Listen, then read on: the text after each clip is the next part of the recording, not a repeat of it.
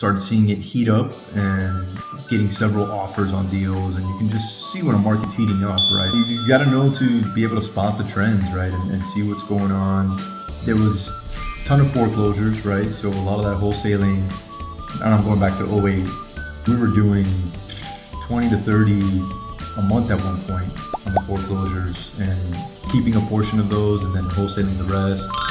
And I knew that wasn't gonna last, so that's where I bulked up and brought on some key players and started doing as much as we possibly could, because I knew that was gonna be gone eventually, right? The same thing with the market. Started seeing it heat up and getting several offers on deals, and you can just see when a market's heating up, right? The prices are obviously going up. You list something and you get a couple offers in the next day or two, right? Those are clear signs that it's a hot market. So a hot market only lasts for so long, right? So then you've got to be able to see the next trend. Okay, this is getting ridiculous. The pricing is getting ridiculous. You're getting offers above ask. That's a good sign that the market's really probably on the top. You start seeing real estate investors coming out of everywhere.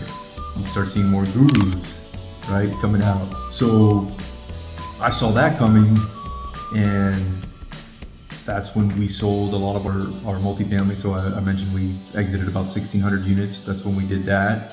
Refinanced some stuff and did some cash outs. But I think it's gonna last forever.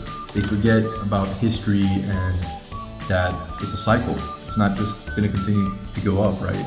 There's gonna be a retraction of that. So keeping that in mind, right? And not getting wrapped up in the day-to-day